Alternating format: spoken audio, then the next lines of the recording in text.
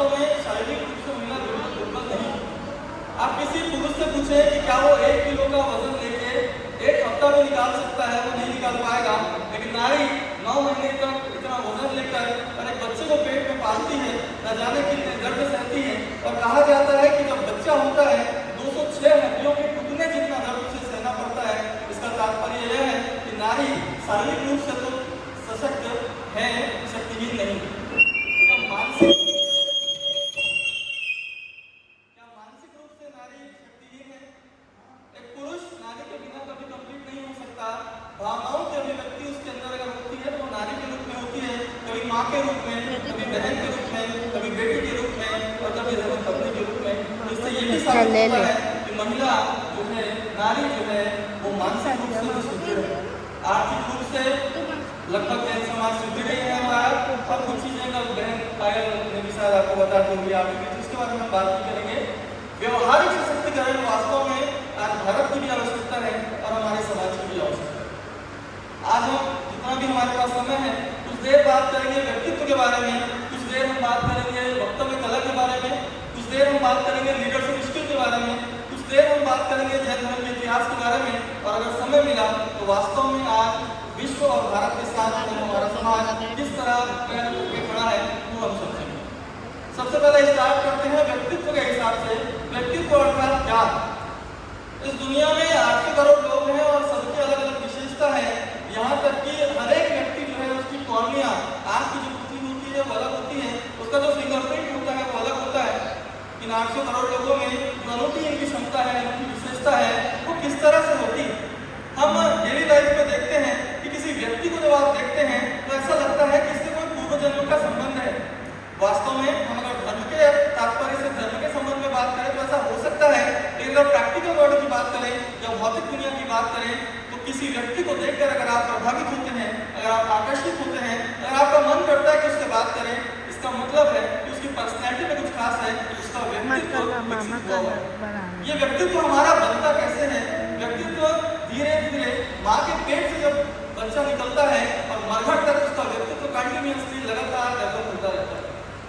किसी बच्चे का जो व्यक्तित्व है वो कैसे निकलेगा? कुछ चीजें हम देखते हैं, कुछ चीजें हमारे भीतर, चाहे आपके भीतर, मेरे भीतर, यहाँ जितने लोग बैठे उनके भीतर अनुवांशिक है। अनुवांशिक अर्थात ये कि जब माँ और पिता के गुण बच्चों में आते हैं, बच्चों से फिर उनके बच्चों में आते हैं। ऐसा करते करते आप देखेंगे कि किसी की आंखें मामा से मिलती है, किसी की आवाज नाना से मिलती है, किसी की आदतें, खान पान का तरीका किसी और से मिलता है परिवार में। ये अनुवांशिक है। इसके बाद जो व्यक्ति समाजीकरण की प्रक्रिया में आता है, धीरे धीरे उसका व्यक्तित्व निखरने लगता है। लगभग 67%, लगभग 67% किसी व्यक्ति के व्यक्तित्व का हिस्सा उसके समाज से और परिवार से निकलकर सामने आता है। ये सारी चीजें जो हम बात कर रहे हैं, ये रिसर्च में बेस्ड है। ये पर्सनालिटी डेवलपमेंट जिसकी हम बात कर रहे हैं, 3-3 महीने की क्लासेस होती हैं। 1 घंटे के अंदर हम जितना गागर में सागर भर पाएंगे उतनी हम कोशिश करेंगे। एक उदाहरण के हिसाब से समझे, एक छोटा सा बच्चा जब पैदा हुआ है, शुरुआत में जब उसे लगभग जब उसकी उम्र 1 साल है, हम उसे कहते हैं कि किसी का पैर पर चरण स्पर्श कर, बाल हट के सामने दुनिया झुक जाती है। बच्चा नहीं मानता है। जब पहली बार किसी बच्चे को हम कहते हैं कि आप किसी के चरण स्पर्श कीजिए, वो नहीं मानेगा। फिर माँ बाप जब उसे सिखाते हैं, दूसरा चरण आता है, वो धीरे धीरे पढ़ना चालू करेगा, चरण स्पर्श करना चालू करेगा, लेकिन अभी भी उसके व्यवहार में थोड़ा रुकापन है, हालांकि थोड़ा लचीलापन आता है। तीसरा स्टेज में जब कुछ दिन और हो जाएंगे उसके चरण स्पर्श करते करते, उसे ऐसा लगेगा कि ये जो 3 लोग जो बड़े लोग आए हैं इनकी चरण स्पर्श करना है, बाकी लोगों के नहीं करना है। और चौथा स्टेज उस बच्चे के जीवन में ऐसा आएगा कि वो जिस भी बड़े आदमी को देखेगा बिना सोचे समझे उसके चरण स्पर्श करेगा। यही है व्यक्तित्व में उतरना। वास्तव में 80% जो परसेप्शन हम किसी के बारे में बनाते हैं, यहाँ अगर हम 50 लोग बैठे हुए हैं, 10 सेकंड लगता है जब आप किसी व्यक्ति को देखते हैं, उसके बारे में आप परसेप्शन पहले बना लेंगे। उस व्यक्ति से आपकी सकारात्मक अभिरुचि है, नकारात्मक अभिरुचि है, वो व्यक्ति आपको पसंद आया या नहीं आया, ये डिपेंड करता है कि आपका व्यक्तित्व कैसा है। कुछ आगे हम बात करते हैं व्यक्तित्व किन किन चीजों से मिलकर बना है। हमारा व्यक्तित्व, चाहे जो हम बच्चे बैठे हों, चाहे माताएं बहनें बैठे हों, चाहे मैं हूँ, चाहे कुछ पुरुष बैठे हुए हैं, सभी के व्यक्तित्व में कुछ कुछ चीजें मिलकर वो व्यक्तित्व बना हुआ है, जिसमें कुछ खास चीजें जिनके बारे में हम मुख्यतः बात करेंगे। सबसे मेन है आपकी वक्तव्य कला, आपकी लीडरशिप स्किल, आपका ड्रेसिंग सेंस, आपकी बॉडी लैंग्वेज, आपका पर्सुएशन मतलब अनुनय, और सबसे मेन होता है आपका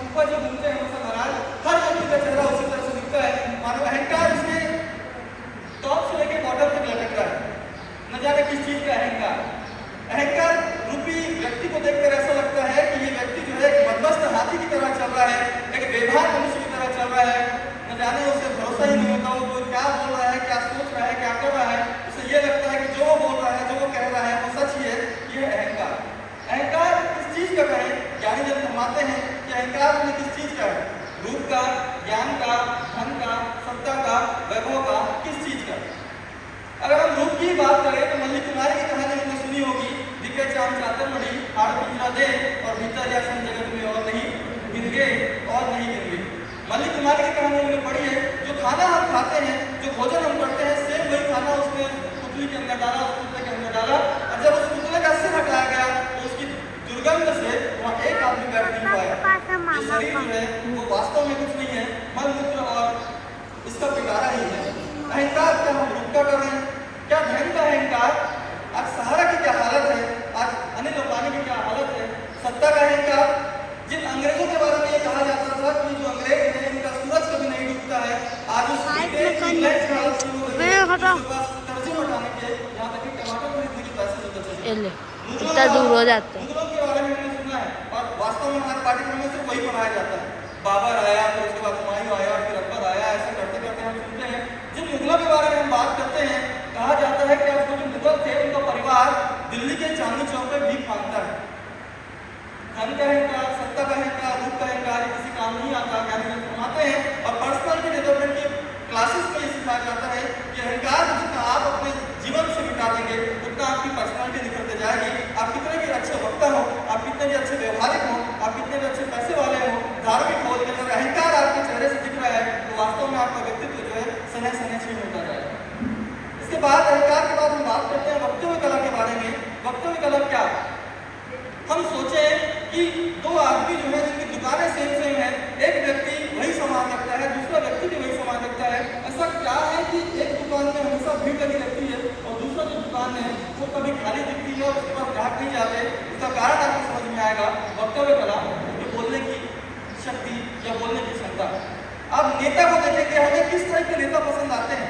जो अच्छा बोलता है, जो शांत रहता है। वास्तव में जो अच्छा बोलता है वही नेता हमें समझ में आता है। उसकी परिणति आज हम देख ही रहे हैं कि देश में एक की पार्टी है, जो पर्टिकुलर पार्टी है वो आज सीटों के लिए तरस रही है और जो अच्छा बोलते हैं वो आगे बढ़ते जा रहे हैं। बाबा या धर्मगुरु, धर्मगुरु के बारे में तो हम बात क्या कहें, मेरा साहब जो भी हम जिस भी पंथ के हुए आदरणीय हम कुछ हैं, लेकिन आज बाबाओं की बाढ़ आ रही है। ये जो बाबा आए हैं, ये बाबा के पास, इन बाबाओं के पास भीड़ में किस चीज के कारण है? क्योंकि ये आपको मैनिपुलेट कर सकते हैं, अच्छा बोल सकते हैं। एक और उदाहरण से समझे कि एक सास है और एक सम्मिलित परिवार है जिसमें दो बहू है। उसकी वक्तव्य कला जिसकी अच्छी होगी वास्तव में वही प्रिय होती है। एक बहू जो है बेचारी सवेरे से किचन से चालू करती है, दिन भर काम करती है, दोपहर में काम करती है, रात तक काम करती है, उसी को कुछ फर्क लेने वाला नहीं है। लेकिन एक जो बहू है जो काम करे या न करे, टीवी पर दिन भर मोबाइल में महाभारत देखेगी, घर में भी महाभारत करेगी, लेकिन जब शाम को ससुर जी आते हैं पानी का ठंडा गिलास लेके खड़ी हो जाती है कि पापा जी आप कितना हमारे लिए करते हैं, दिन भर आप हमारे लिए मेहनत करते हैं, मैं आपके लिए पानी लेके आई हूँ। वो बहु अच्छी हो जाएगी। ये बेचारी जो दिन भर काम कर रही थी, इसकी जो मेहनत है इसको पानी मिल जाता है। इसके पीछे कारण क्या है? इसके पीछे कारण है वक्तव्य कला। एक लाइन में अगर हम समेटना चाहें वक्तव्य कला, सफल वक्ता, सफल व्यक्ति। इस दुनिया में जितने भी लोग सफल हुए हैं, चाहे वो किसी भी फील्ड में सफल हुए हो, चाहे वो राजनीति के क्षेत्र में हो, चाहे वो धार्मिक क्षेत्र में हो, चाहे वो प्रशासनिक क्षेत्र में हो, चाहे वो सरकारी क्षेत्र में हो, चाहे वो बाबा बन गए हो, चाहे वो धर्मगुरु हो, चाहे वो एक शिक्षक हो, एक चीज उनकी सफलता के पीछे जरूर होगी और वो है आपकी वक्तव्य कला। एक अच्छा भाषण जिसके बारे में बात करते हैं, ऐसे तो हम कितना भी बात कर लेंगे, लेकिन जब किसी को स्टेज पर बुलाया जाता है तो न जाने क्यों हमारे धीरे धीरे पैर कांपने लग जाते हैं, है ना, आंखें एकदम घूमने लग जाती है, हाथ कांपने लग जाते हैं। ये होता है स्टेज फियर। और स्टेज फियर धीरे धीरे दूर किया जा सकता है। इसके लिए बताया जाता है कि आप आईने के सामने खड़े होकर प्रैक्टिस करें तो धीरे धीरे आपका जो स्टेज फियर है वो चला जाएगा। कुछ की पॉइंट्स जो एक अच्छा भाषण देने के लिए जरूरी है, हालांकि इसके बारे में कम से कम 1 घंटा बोलना पड़ेगा, लेकिन कुछ मेन पॉइंट हम बात कर सकते हैं एक अच्छा भाषण के। सबसे पहले ये कि आप एक अच्छा भाषण देना जब भी चालू करें, शुरुआत किसी शायरी, मुक्तक या फिर कहानी से करें। दूसरा कि जब भी आप भाषण के बारे में सोचें या प्रिपेयर करें या तैयारी करें, उसके 3 हिस्से आप जरूर बनाएं। पहला हिस्सा जो होता है वो होता है उसका इंट्रोडक्शन या प्रस्तावना, या जो उसके बारे में आप ब्रीफ करें। उसके बाद होती है उसकी मेन बॉडी और लास्ट में होता है आपका उपहार या कंक्लूजन। ध्यान रखें कि किसी भी भाषण का, किसी भी स्पीच का, चाहे आप किसी भी फील्ड में हो, चाहे आप मंडल के बारे में बात करें कि महावीर जयंती का कार्यक्रम करेंगे, चाहे आप बड़ा सारे करेंगे, ये बोलेंगे, शुरुआत हमेशा पॉजिटिव होनी चाहिए। शुरुआत आप मुक्तक के साथ कर दें, शायरी के साथ कर दें, कुछ स्टोरी के साथ कर दें, कुछ अच्छे कोट्स के साथ कर दें। जैसे महात्मा गांधी का फेवरेट कोट है कि अनायक और नायक एंजॉय द वर्ड ब्लाइंड, एक आंख के बदले एक आंख जो है सारी दुनिया को क्या बना देगी? अंधा बना देगी। इस तरह के कोर्स से जब चालू करेंगे तो वो आपके लिए थोड़ा सा पॉजिटिव एटमॉस्फेयर क्रिएट होगा। मेन बॉडी जो आपकी होगी, ये जो प्रस्तावना, सबसे पहले जो अपन इंट्रोडक्शन की बात करें, इंट्रोडक्शन आप सिर्फ पॉजिटिव दें और 4 लाइनें दें। मेन बॉडी जो होगी उसमें आप सारी डिटेलिंग करें। अच्छा होगा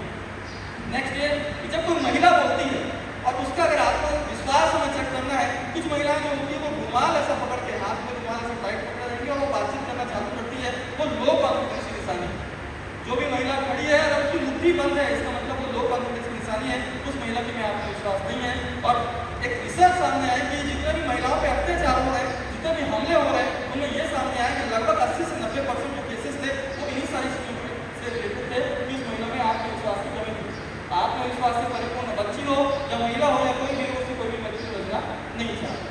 ठीक है, कुछ और कम्युनिकेशन के बारे में हम लोग बात करें कि जब भी हम कम्युनिकेट करें, जब भी हम किसी से कम्युनिकेट करें, वन वर्ड आंसर को हम हमेशा इग्नोर करें। एक शब्द में जो हम जवाब कर देंगे कि आया है बेचारा बता रहा है तो लगभग 4-5 मिनट वो बात करेगा और आप एक शब्द में जब उसका जवाब देंगे तो ये बैड कम्युनिकेशन स्किल है, इसमें वक्तव्य गलत है, कहीं कहीं आपने क्या कर रही है पीछे हो।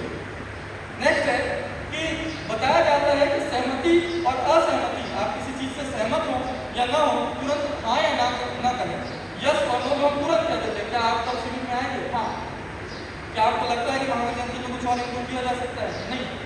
ये जो तुरंत हम जवाब देते हैं ये बैड कम्युनिकेशन स्किल है और इससे आपको लोग लाइटली लेना चालू कर देते हैं, हल्के में लेना चालू कर देते हैं। बताया जाता है कि आप चेहरे पर अगर मुस्कान रखें तो एक बहुत अच्छा साइन है, लेकिन कम्युनिकेशन स्किल कहती है कि आपको हमेशा चेहरे पर मुस्कान नहीं रखनी है। आप मुस्कान तभी रखें जहाँ पर जरूरत है। जो व्यक्ति 24 घंटे हंसता रहता है, जो व्यक्ति 24 घंटे मुस्कुराता रहता है, जो लोग वास्तव में पागल ही समझेंगे, उस व्यक्ति को वास्तव में सीरियसली नहीं लिया जाएगा। ये कम्युनिकेशन स्किल का है पार्ट है।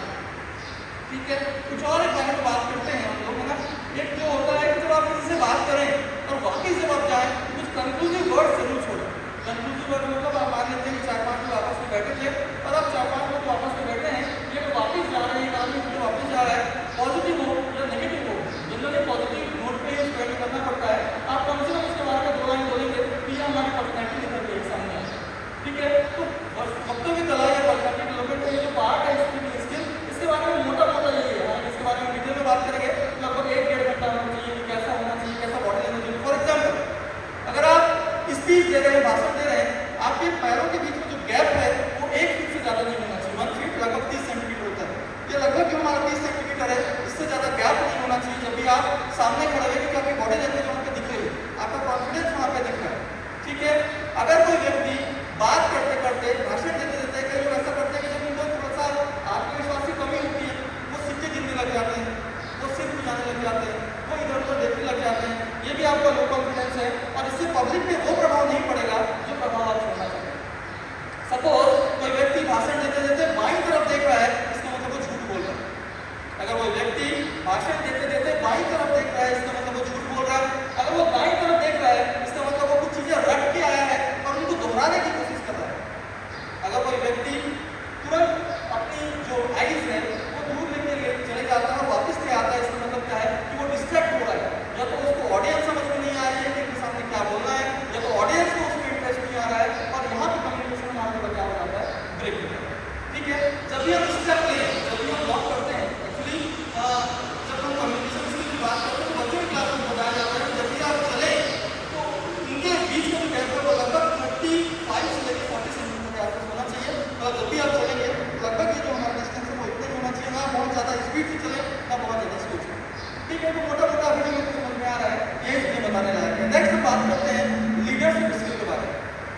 इसकी तो हमारे समाज में ही नहीं, पूरे भारत में कभी अभी किसी चीज़ के बारे में अगर पूछा जाए कि क्या किसी को ये चीज़ पता है, हाथ क्यों नहीं करेगा, क्या नहीं पता है तो भी हाथ नहीं करेगा। जैसे तब भी क्लास में होता है, टीचर पूछता है कि ये चीज़ें किसी को पता है तो 2-4 बच्चे हाथ खड़ा करेंगे, क्या नहीं पता है तो भी 2-4 बच्चे हाथ खड़ा करेंगे। लीडरशिप स्किल जो है वो रेयरेस्ट ऑफ द रेयर है, मतलब लोगों में सामने आके कुछ इनिशिएटिव लेने की, कारण करने की, जिम्मेदारी की क्षमता कम ही है। अब मुझे वास्तव में पर्सनली ऐसा लगता है कि हमारे समाज में थोड़ी और ज़्यादा लीडरशिप स्किल, एक जो पक्का लीडर होता है उसके बारे में अगर हम बात करें तो क्या क्या उसकी विशेषता होनी चाहिए। लीडरशिप स्किल में एक जो लीडर है सबसे पहले ये कि वो नए इनिशिएटिव ले, लीग से हटके सोचे।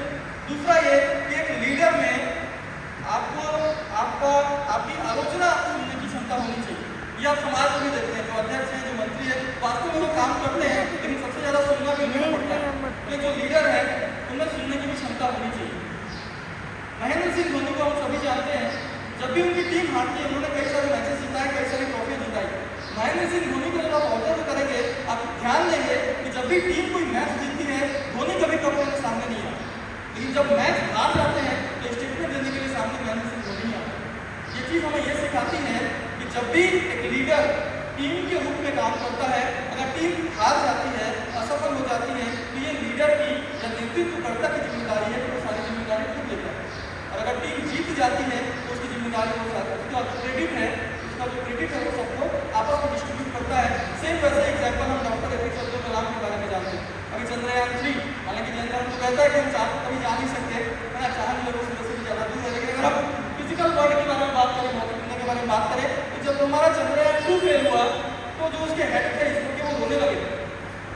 उसके बाद जो लीडर थे वो आए और सामने उन्होंने क्या किया, उन्होंने उसकी पीठ पे तपाई। उसकी जिम्मेदारी जो है, जो हेड थे उन्होंने ली कि हाँ की सारी जिम्मेदारी मैं लेता हूँ, और जब चल जाएगा फ्री हुआ, सफल हुआ हमारा। उसके बाद सारे के सारे जो लोग थे, जो टीम मेंबर थे, वे सामने आते हैं, वो सारा क्रेडिट खुद को लेते हैं। बोलने का मतलब ये जो लीडर है उसको ये समझा होना चाहिए कि जो हार अगर हो जाती है तो उसका जो उसकी जो जिम्मेदारी है वो खुद ले, और अगर जीत जाए तो क्रेडिट उसको दे, सारे टीम मेंबर। थोड़ा बात कर लेते हैं ड्रेसिंग सेंस के बारे में।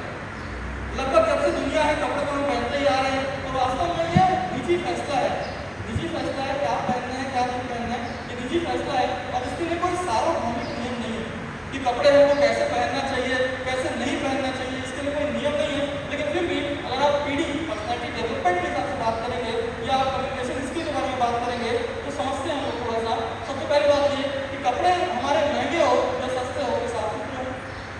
दूसरा कि कपड़े पहनने के लिए कोई सार्वभौमिक नियम नहीं है। क्या मतलब है इसका? इसका मतलब ये है कि जिस सफ़ेद साड़ी की हम बात करते हैं, यूरोप में शादी ब्याह में दुल्हन को हमेशा सफ़ेद साड़ी पहनाई जाती है, और अगर हमारे यहाँ दुल्हन शादी में हमें सफ़ेद साड़ी पहन ले तो पीट पीट के भगा देंगे उसको, है ना। ऐसे बहुत खतरनाक लोग हमारे समाज में और आसपास बैठे रहते हैं, ठीक है। मतलब ये जो हम कलर के बारे में बात कर रहे हैं कोई सार्वभौमिक यूनिवर्सल नियम नहीं है कि आपको इसी कलर को पहनना है, ठीक है। आगे हम बात करते हैं कि ओकेशन के हिसाब से हम कपड़े पहने, जैसे साधु संत विराजमान है और धार्मिक ओकेशन है। मैं अगर जीन्स पहन के आ जाता तो शायद हंसी हो जाती है ना। हमको कम्युनिकेशन स्किल पढ़ाना है, देखो जीन्स पहन के आजकल होता है ना, बच्चे पहन रहे हैं, घुटना अलग दिखता है, फेफड़े अलग दिखते हैं, इस टाइप का लोग पहन के आना चालू किए। मान लेते हैं एक धार्मिक जगह है और महिलाओं के बारे में बात करें, हम धार्मिक जगह पर पैकेज पहन के आ जाए तो वास्तव में वो अच्छा नहीं लग रहा है। वास्तव में हमको लग रहा है कि हम बहुत सुंदर दिख रहे हैं, हमारी वाहवाही हो रही है, वास्तव में लोग अंदर से आपकी आलोचना ही कर रहे हैं, क्रिटिसाइज ही कर रहे हैं, ठीक है। तो धार्मिक जगहों के हिसाब से धार्मिक कपड़े, साधु संतों के पास अगर जा रहे हैं साधु संतों के हिसाब से कपड़े। अगर बच्चे बैठे अगर आप इंटरव्यू देने जाएंगे तो सुबह कपड़े पहन के जाएंगे लाइट कलर के, गहरा रंग जो होता है वो थोड़ा सा नेगेटिव इम्पैक्ट आता है। लाइट कलर में जब भी आप इंटरव्यू में जाएंगे आगे क्योंकि बच्चे हैं आगे पढ़ेंगे लिखेंगे। वैसे ही लगभग आप पूरे छत्तीसगढ़ में देखें तो मेरे ख्याल से गवर्नमेंट जॉब में 8 से 10 ही लोग हैं, कुछ हम कुछ दिन काउंट कर रहे थे बैठे, तो सोचो इतना बड़ा हमारा समाज और सिर्फ 8 से 10 लोग सरकारी नौकरी। अभी महावीर जयंती आएगी और हम नॉनवेज या मांसाहार बंद करवाएंगे, पर बंद पूरा होगा नहीं, लेकिन हमारे पीछे कोई तो हो समाज का आदमी अगर प्रशासनिक पद पर बैठा हो तो वास्तव में वो डिसीजन ले लेता। लेकिन चूंकि हमारे समाज में अभी थोड़ा सा हम लोग थोड़ा पीछे हैं प्रशासनिक पॉइंट ऑफ व्यू से, देखिए जो मनोनीति हमारे घर में थी कि मारवाड़ी का बच्चा कभी क्या नहीं करेगा, जॉब नहीं करेगा, नौकरी नहीं करेगा, है ना, भले बनियान बचाएंगे लेकिन नौकरी नहीं करेगा, ठीक है। तो एक जो कंसेप्ट है बहुत धीरे धीरे चेंज हो रहा है। अब हमारे समाज के बच्चे भी जॉब में आ रहे हैं, बच्चे जब इंटरव्यू देने के जाएंगे तो उनको थोड़ा सा लाइट कपड़े पहनने हैं, थोड़ा सा हल्के कपड़े पहनने, ठीक है। कुछ और चीजें देखते हैं, होता है परसुएशन। मैं चीजों को बहुत जल्दी देखता हूँ, ठीक है। परसुएशन मतलब होता है अनुनय, किसी व्यक्ति में किसी महिला में अपनी बात को मनवाने की गजब की क्षमता होती है। और कुछ लोग ऐसे होते हैं कि कितना भी सच बोल रहे हैं, कितना भी गिड़गिड़ा के बोल रहे हैं, कितना भी अच्छे से बोले, उनकी बात कोई नहीं सुनता। यहाँ पे ये कंसेप्ट काम करता है जिसको बोलते हैं हिंदी में अनुनय और इंग्लिश में बोलते हैं इसको परसुएशन, ठीक है। एक होती है डायरेक्ट या सिस्टमैटिक परसुएशन, है ना, थोड़ा सा इंग्लिश में यूज कर रहा हूँ। डायरेक्ट मतलब मेरे को आपसे बात करना है, ठीक है, समझते हैं, थोड़ा सा उदाहरण समझते हैं इसका कि मान लेते हैं मैं आपको बोलूँ कि आप जो है पर्टिकुलर ये वाला कपड़े ये खरीदे, आप नहीं खरीदे। अगर मैं आपसे बोलूँ कि आप सीट का टायर खरीदे, आप नहीं खरीदे।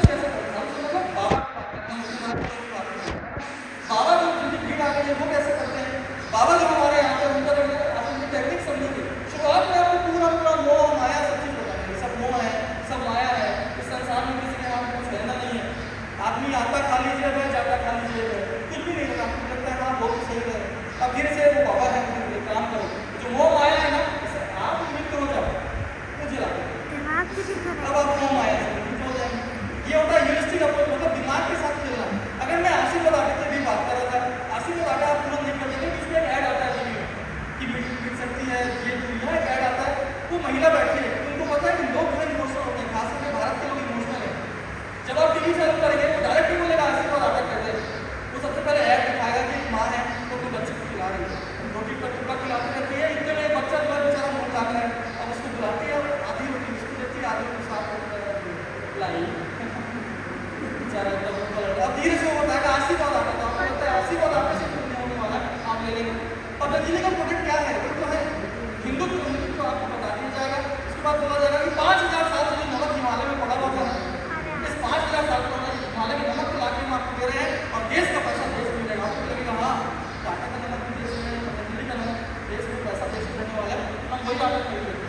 तो आपकी इमोशन के साथ जो खेला जाता है यही होता है दोस्ती का पैसा। ठीक है, कुछ और चीज़ों के बारे में बात करते हैं, कुछ और ऐड हम देखते हैं। अच्छा, बच्चों से जैसे हम बात करते हैं, धर्म ध्यान की बात करते हैं, बच्चों के दिमाग में डायरेक्ट नहीं आता। जब आप उनको बोलेंगे कि बच्चा तो जमीन मत खाना, वो नहीं मानेगा, क्योंकि आजकल का माहौल ऐसा है, स्कूल पढ़ने का माहौल ऐसा है, वो नहीं मानेगा। लेकिन जब आप उनको बताएंगे रत्न प्रभा, संख्या प्रभा, बालिका प्रभा, पंख प्रभा, रमा प्रभा, कनक प्रभा, है ना, कि भाई नरक ऐसा होता है, वहाँ पे चट्टानें बिछी हुई है, एक में आपको चलना पड़ेगा, एक में नरम रेत है उसमें चलना पड़ेगा, एक में कीचड़ है उसमें आपको रहना पड़ेगा, एक में अंधेरा है, एक में घोर अंधेरा है, बच्चे का माइंड है वो समझ जाएगा, बहुत हो जाएगा और धीरे धीरे आपकी बात मान लेगा। यही होता है दोस्ती का। ठीक है, नेक्स्ट हम बात करते हैं इसकी इमोशनल इंटेलिजेंस की। जो भी इसके बारे में बात कर रहे हैं इमोशनल इंटेलिजेंस, एक होता है आईक्यू और एक होता है ईक्यू। ये सब में कॉमन है, मतलब चाहे महिलाएं करती हो या बच्चे करते हो, सब में ये चीजें कॉमन है, आईक्यू और ईक्यू। इमोशनल इंटेलिजेंस मतलब आप किसी व्यक्ति की बात को कितना समझते हैं, कितना आत्मसात करते हैं और कैसा रिएक्ट करते हैं। मोबाइल की मतलब होता है ये कि आईक्यू जो है जिसके बारे में हम बात नहीं जानते हैं, 10% सफलता में उस पर मिलता है, अगर 90% इधर तो सफलता में देखो मिलता है ना, इमोशनल इंटेलिजेंस का या ईआई का इमोशनल इंटेलिजेंस। पीछे देख, ठीक है, मोटा-मोटा पिक करना। नेक्स्ट हम थोड़ा सा बात कर लेते हैं इसके बारे में। मैं सोच के आया था कि थोड़ा हम जैन धर्म के बारे में बात करें कि आज हमारा समाज कहाँ पे स्थित है। ठीक है, थोड़ा हम बैकग्राउंड में जाते हैं कि जैन धर्म वैसे तो आदिवासी काल से बेसिक आर्टर्स पढ़ने में आपको बताता हूँ। सबसे पहले ये कि कुछ मान्यताएं ये है कि भारत देश का जो नाम है वो ऋषभदेव के, भगवान ऋषभदेव के पुत्र भारत के नाम पे लगा हुआ है। यहाँ से हमारा जन्म का इतिहास चालू होता है। वैसे तो पिंडी बहुत सारे काल है जो चलते रहते हैं, एक मोटा-मोटा पॉइंट है। नेक्स्ट ये कि चंद्रगुप्त मौर्य जब था हमारा, है ना, जब आज से 25 साल पहले की बात करें, लगभग आधा हिंदुस्तान हमारा जैन था। ठीक है, तीसरे हम लोग आते हैं जिसको, अच्छा किसी ने बिंबिसार का नाम सुना था? बिंबिसार, बिंबिसार जिसे हम राजा सैनिक के नाम से जानते हैं। ठीक है, जब राजा सैनिक था आज से लगभग 2400-2500 साल पहले, उस समय लगभग 80% हिंदुस्तान पे जैन राजाओं का राज हुआ था। और आगे आते हैं हम लोग, है ना, अम्मा मसूद जान वाले दादा के बारे में तो हम लोग काफी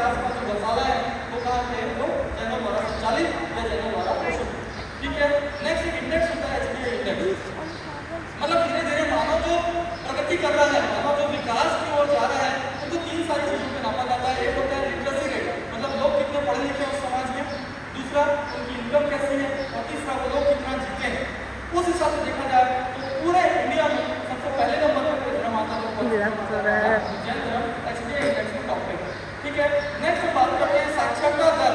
साक्षरता का मतलब क्या होता है? जिसमें नाम लिखने आता है आपको, उसको साक्षर माना जाता है। भारत की जो साक्षरता दर है वो 73% है और हमारे जैन धर्म की जो साक्षरता दर है वो 94% है। पहले नंबर का अगर सबसे ज़्यादा लिटरेसी का किसी समाज में है वो किसमें? हमारे जैन धर्म। ठीक है, कुछ और बात करें हम लोग पर कैपिटा इनकम समझते हैं कि औसत एक आदमी हमारे देश में कितना कमाता है। तो भारतवर्ष की औसत इनकम एक आदमी की 1.5 लाख रुपये सालाना, मतलब लगभग 12,000 रुपये महीना है।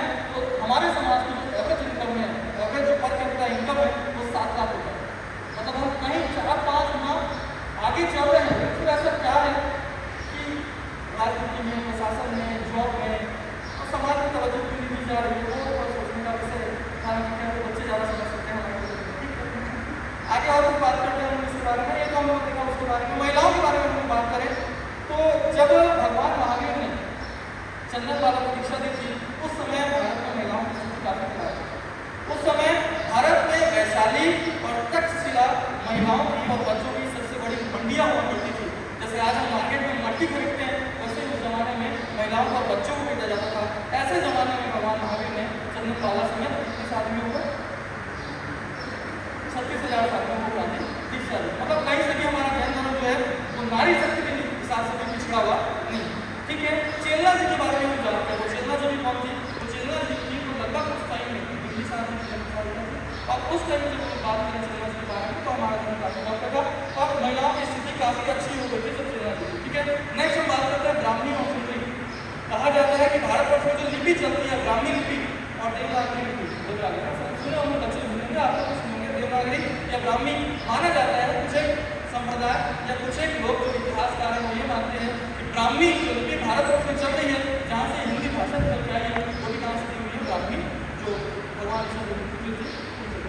ठीक है, आगे हम लोग देखते हैं कि महिलाओं का विश्व स्तर पर जो थोड़ा थोड़ा समाज हमारा बदलते जा रहा है उसमें अब हमारे धर्म की आवश्यकता क्यों है? एक आदमी को इसके बारे में बात करते हैं। सबसे पहले ये एक रिपोर्ट आई है, मुझे बता रही है कि भारत में तलाक के मामले 17% की दर से बढ़ते जा रहे हैं। क्योंकि हमारे जीवन में धीरे धीरे धर्म गायब होते जा रहा है।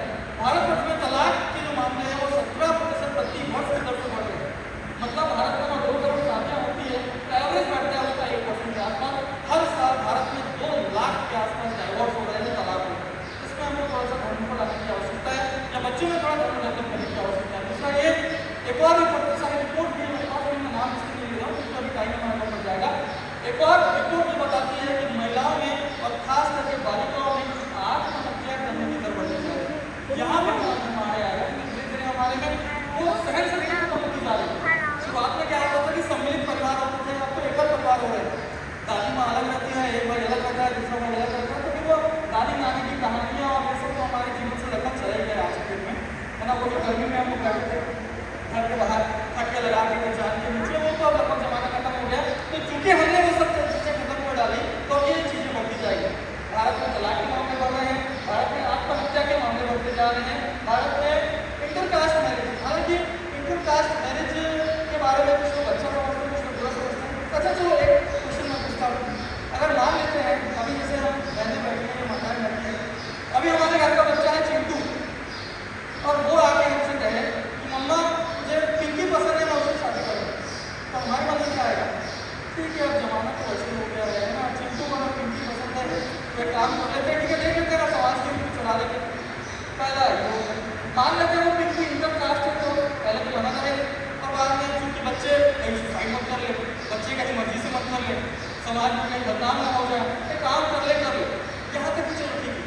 अब सोचो आज से 20 साल के बाद जब हमारा बच्चा बड़ा होगा और चिंटू आके बोलेगा कि मम्मी मुझे मिंटू पसंद है और मिंटू से शादी करें, तो क्योंकि भारत में ये लीगल हो चुका है, भारत में सेम जेंडर जो है वो भी क्या कर सकते हैं, शादी कर सकते हैं।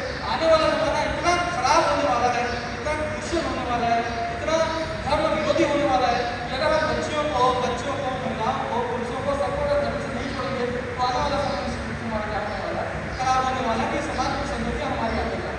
ठीक है, अब थोड़ा सा हम लास्ट बात कर लेते हैं 5 मिनट इसके बारे में, विज्ञान के बारे में। क्योंकि जब आप बच्चों को जोड़ना चाहेंगे, जब आप बच्चों को धर्म से जोड़ना चाहेंगे तो वो सबसे पहले यही बात पे आती है कि मम्मी पापा जो धर्म है ना ये एकदम कहाँ साइंस के ज़माने में आप इसकी बात करें,